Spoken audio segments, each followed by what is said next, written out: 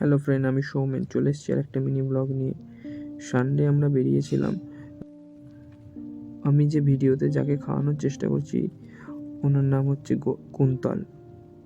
উনি আমার দাদার বয়সী, কিন্তু আমরা খুব বন্ধুর মতো মেলামেশা করি এবং যার উপর দিয়ে গিয়ে করার চেষ্টা করছি সেটা হলো অভিজিৎ। আপনারা পুরো ভিডিওটা কন্টিনিউ করুন, দেখতে পাবেন আমরা কোথায় গিয়েছিলাম এবং কী কী করেছি সারাদিন। সানডে বিকেলে হঠাৎই বেরিয়ে পড়লাম, কোনো প্ল্যান ছিল না, এমনি জাস্ট দেখা করতে পেরেছিলাম, কারণ দুদিন নাগাদ টানা বৃষ্টির কারণে বেরোতে পারছিলাম না। এই যে গাড়িটা দেখতে পাচ্ছেন এটা ছিল গোপালদার গাড়ি, আর এটা যে হাসিতে আসছে একটু আগেই বললাম অভিজিৎ। সবাই আস্তে আস্তে মিট করছি পাঁচলায়, তো কোথায় যাব ঠিক হয়নি। এই লাস্ট এলো কুন্তলদার জন্য ওয়েট করতে করতে অনেক লেট হয়ে গেছিলো, একটু সন্ধ্যে নেমে গিয়েছিলো। আর যে গাড়িটা ড্রাইভ করছে এটা হচ্ছে গোপালদা। সবাইকে আস্তে আস্তে ইন্ট্রোডিউস করাবো। আমরা এই গাড়িতে ধনিক ইয়ার্কি ঠাট্টা করতে করতে এর পিছনে লাগতে সামনের দিকে রওনা দিলাম। খুব বৃষ্টি হচ্ছে, বুঝতেই পারছো। বৃষ্টির ওয়েদারে বেশ ভালোই লাগছে লং ড্রাইভে। আপাতত আমরা রাস্তাতে আছি, দেখতেই পাচ্ছ ওয়াইপারে কী পরিমাণে জল জমছে। আমরা কথা বলতে বলতে চলে এসেছি কোলাঘাট, ওই 40 মিনিটের মতো লেগেছে। আমরা একটা রেস্টুরেন্ট খুঁজছিলাম যেখানে খুব সুন্দর পকোড়া এবং চা পাওয়া যায়, সেটাই খুঁজে পাচ্ছিলাম না।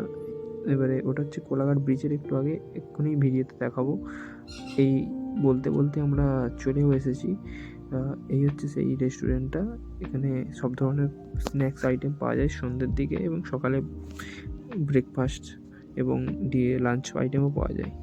মা শীতলা এরকম সামথিং কিছু নাম। এটা কোলাঘাট ব্রিজের আগেই। এই চায়ের দোকানে দেখুন পকোড়া খুব বেশি দাম না, 50 টাকা করে প্লেট। ছোটো ছোটো অনেকগুলো করেই পকোড়া থাকে, সঙ্গে লাল চাটনি আর সয়া সস। আর এটা আমি সৌমেন একটু ইয়ার্কি করতে করতে চা পকোড়া খেয়ে নিলাম। আমার খাওয়া দেখে কুন্তলদা, অভিদা, গোপালদারা ভিডিও করছে, সঙ্গে হাসাহাসি করছে, এবং পাশে অনেক লোক ছিল, তারাও হাসাহাসি করছে পাগলামো দেখে। চাটা এখানে খুব সুন্দর করে। আমরা চা নিয়েছিলাম, কিন্তু কুন্তলদা কফি নিয়েছিল, কফিটা অতটা ভালো হয়নি। চায়ের টেস্টটা খুব সুন্দর ছিল। আমরা কথা বলতে বলতে সব পকোড়া শেষ করে ফেললাম এবং গোপালদার থেকে রিভিউ নিচ্ছিলাম কেমন হয়েছে পকোড়াগুলো। গোপালদা খেয়ে বলবে কেমন হয়েছে। ওবি ক্যামেরা দেখে একটু হাই হ্যালো করার চেষ্টা করছে। খাওয়া শেষ করেই আমরা বেরিয়ে পড়লাম কোলাঘাট ব্রিজের দিকে, কারণ আমাদের আবার প্ল্যানিং হয়ে গেল যে আমিনিয়ায় যাব, যে নতুন আউটলেটটা খুলেছে, একবারও যাওয়া হয়নি। 1 বছর হয়ে গেল, আগের বছর পুজোয় খুলেছিল। সেখানে বিরিয়ানি খেতে। এই সামনে ট্রেন যাচ্ছে এবং নিচেতে যে চিমনিগুলো দেখা যায় সেগুলো আমরা দেখাচ্ছি ভিডিওতে। খুব সুন্দর লাগছিল সন্ধ্যেবেলা। বলতে বলতে আমরা আমিনিয়ার সামনে চলে আসি এবং বৃষ্টিতে ভেজে যাচ্ছি বলে আমরা দৌড়াদৌড়ি লাগিয়ে দিয়েছি গাড়ি থেকে নেমে। ওই সামনে আমিনিয়া।